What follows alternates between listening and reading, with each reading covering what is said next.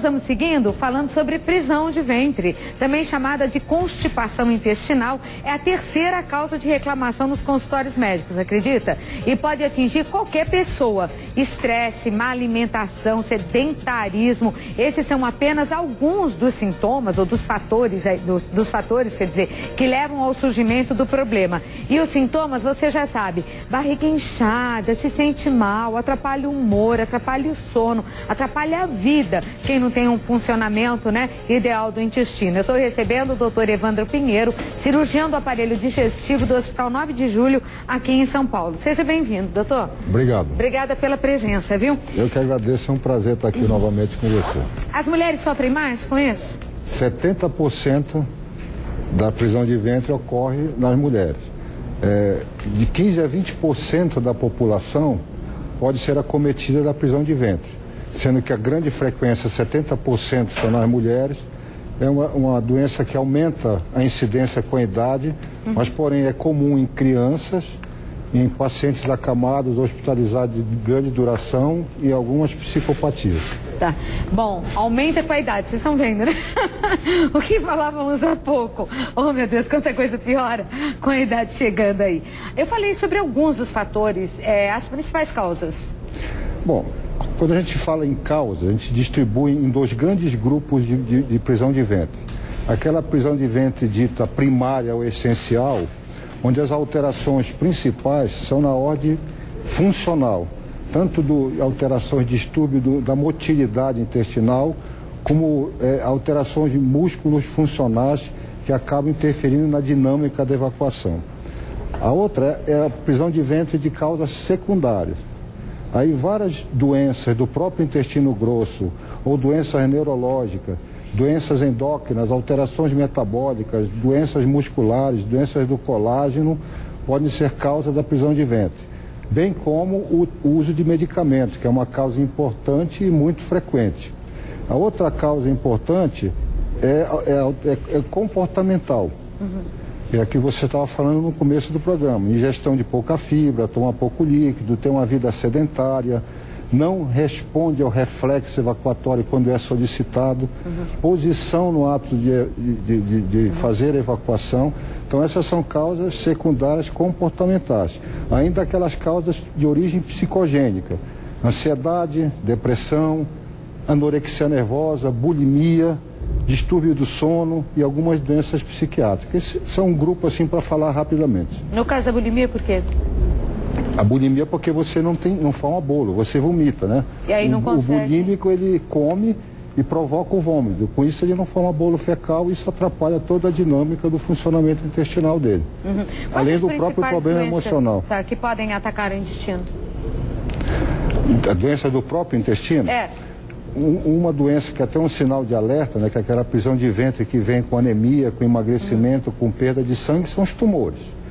Então, os tumores benignos e malignos podem atacar o intestino, dando prisão de ventre.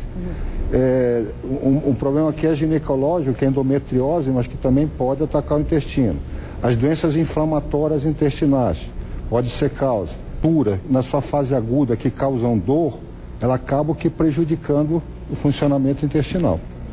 Quantos metros tem o intestino grosso? O intestino grosso tem em média 1,5 metro. E o fino?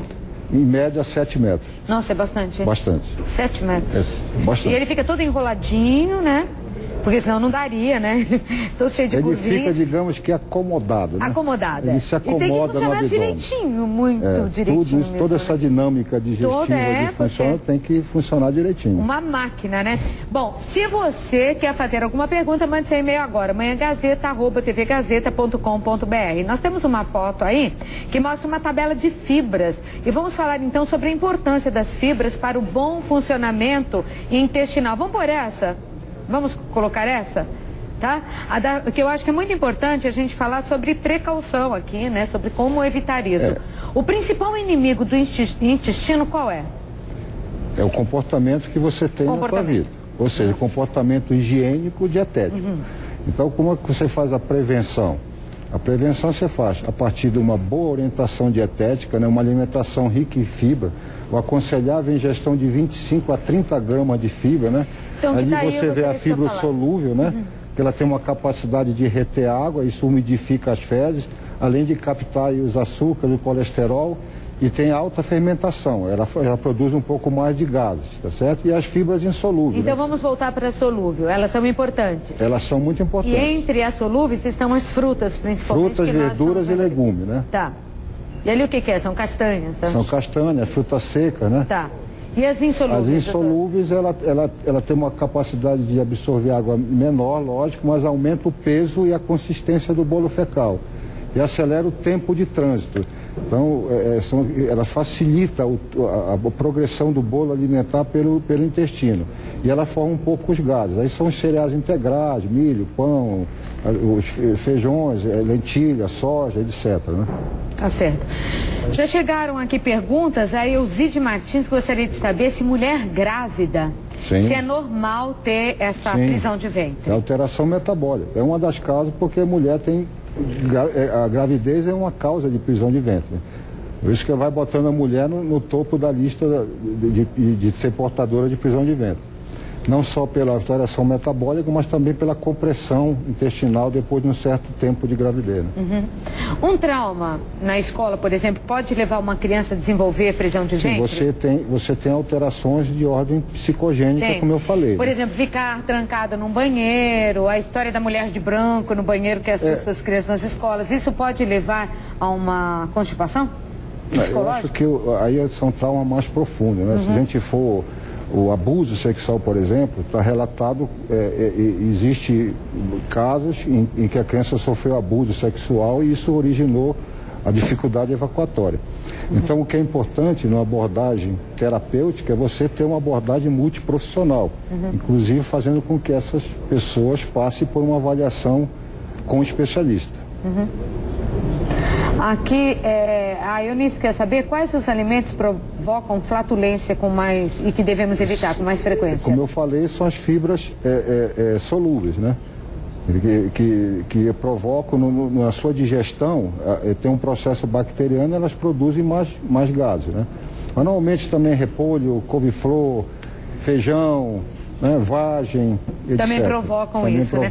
O uso contínuo de laxantes pode ser prejudicial a que nível numa pessoa? Porque seguinte, tem muita mulher viciada em laxante. Muito. Isso é um erro muito sério. Quando a gente fala no laxante que causa lesão, são os laxantes do tipo irritantes. Tipo do Colax e outros aí. Bom, e se você não faz isso com orientação médica, pode estar usando desses tipos, laxante, né? O uso abusivo desse laxante, ele acaba provocando uma lesão no plexo nervoso do intestino, da parede do intestino, e isso leva a uma alteração na sua motilidade. Então é muito cuidado com o uso de laxante, use com orientação médica, não compre da sua cabeça ou em propagandas, etc. Agora, o uso de medicamentos, assim, às vezes uma pessoa, que nem pergunta a Daniela aqui, ela tem pessoas com diabetes, pode ter constipação? Até por causa da doença ou por causa dos remédios? Pessoas que tomam muitos medicamentos por força, né, de problemas que têm, ou aqueles de uso contínuo, isso pode interferir também? Pode. Olha, isso é uma das causas mais comuns de prisão de ventre, né? O diabetes está incluído naquela causa secundária, né, de alteração endócrina, não só diabetes, hipotiroidismo, hiperparatiroidismo e outras alterações endócrinas que não sejam diabetes.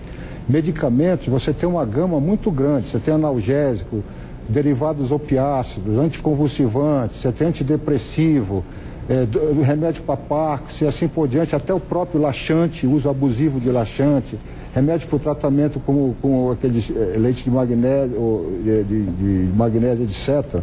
Tem uma lista muito grande de medicamentos que podem, no decorrer do seu uso, levar à prisão de ventre.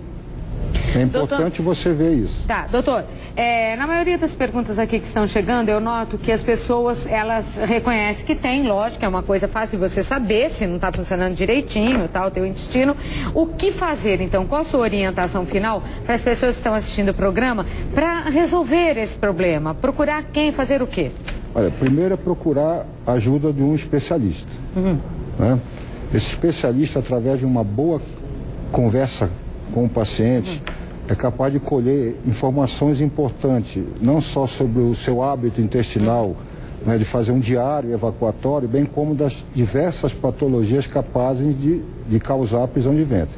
A partir dessa conversa de um bom exame físico, de um exame proctológico completo, aí ele vai nortear uma série de exames que ele pode pedir para diagnosticar o problema. Mas tem cura? Tem como solucionar?